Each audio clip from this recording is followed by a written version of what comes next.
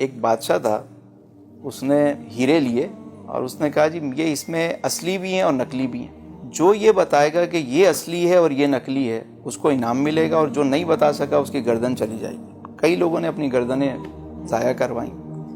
ایک نابینا آ گیا, آنکھوں سے نابینا, اس نے کہا میں بتاتا ہوں. بادشاہ نے کہا یہ آنکھوں والے نہیں بتا پا رہے, تو کیسے بتائے گا؟ صرف 10 منٹ دیتے ہیں مجھے.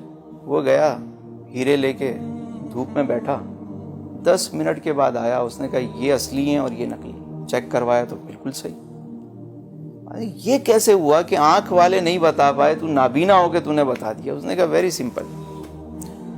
میں گیا دھوپ میں رکھے, جو پلاسٹک کے تھے وہ گرم ہو گئے اور جو اوریجنل تھے وہ ٹھنڈے کے ٹھنڈے رہے. یہ جو تپش آتی ہے نا لائف کے اندر, بیسیکلی قدرت ہمیں چیک کر رہی ہوتی ہے کہ کون اصلی ہے اور کون نقلی ہے, کون صرف دعویٰ کرتا ہے اور کون صبر کرتا ہے اس موقع پہ. اس وقت نے گزرنا ہی گزرنا ہے.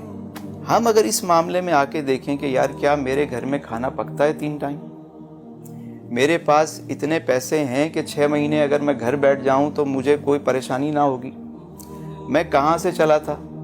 ہم اپنی بات کریں تو ہمارے بچپن میں تو 2 جوڑے جو ہے وہ ہمارے بنتے تھے, ایک بڑی عید پہ اور ایک چھوٹی عید پہ. ایک جوڑی جوتوں کی ملتی تھی, پورا سال وہی کھینچنا پڑتا تھا, خراب ہو گئی تو اس کو سلوا لی. اللہ نے کتنی نعمتیں ہمیں دی, پہلے کے بادشاہ اس کا تصور بھی نہیں کر سکتے تھے. پھر بھی ہم روتے ہیں کہ پتہ نہیں ہم لٹ گئے, برباد ہو گئے, ہمارے ساتھ کیا ہو گیا. کیا ہو گیا بھائی, کیا ہوا کیا ہے؟ پہلے سے بہتر ہوئے ہو یا خراب ہوئے ہو؟ اللہ نے کوئی رات ایسی بنائی نہیں کہ جس کے بعد دن طلوع نہ ہوتا ہو. کبھی کوئی ایسا ہوا کہ رات آئی ہو پھر دن نہ آیا ہو؟ تو مشکل دور بھی گزر جائے گا. مگر مسئلہ یہ ہے کہ اگر آپ اس کو ہنس کے گزاریں گے, مزے لیں گے کہ میرے مالک یہ وقت بھی تو نہیں بھیجا ہے, کوئی نہیں. وہ کیا خوبصورت بات ہے کہ چپ رہ سیں تا موتی مل سن, صبر کریں تا ہیرے.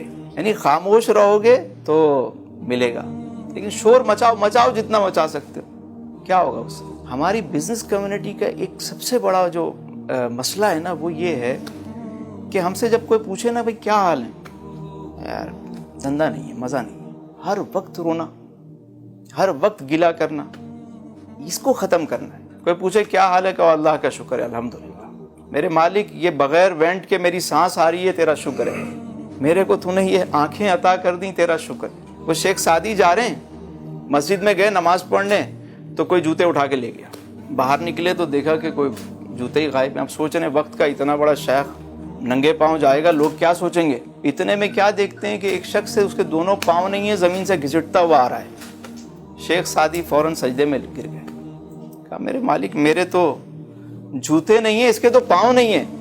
تو دنیا کے معاملے میں جب ہم نیچے دیکھیں گے تو ہماری زبان پہ ہر وقت شکر آئے گا, اور جس وقت بندے کی زبان پہ شکر آ گیا, اس نے گلا کرنا چھوڑ دیا زندگی سے, اسی وقت اس کی زندگی میں بہتری آنا شروع ہو جاتی ہے.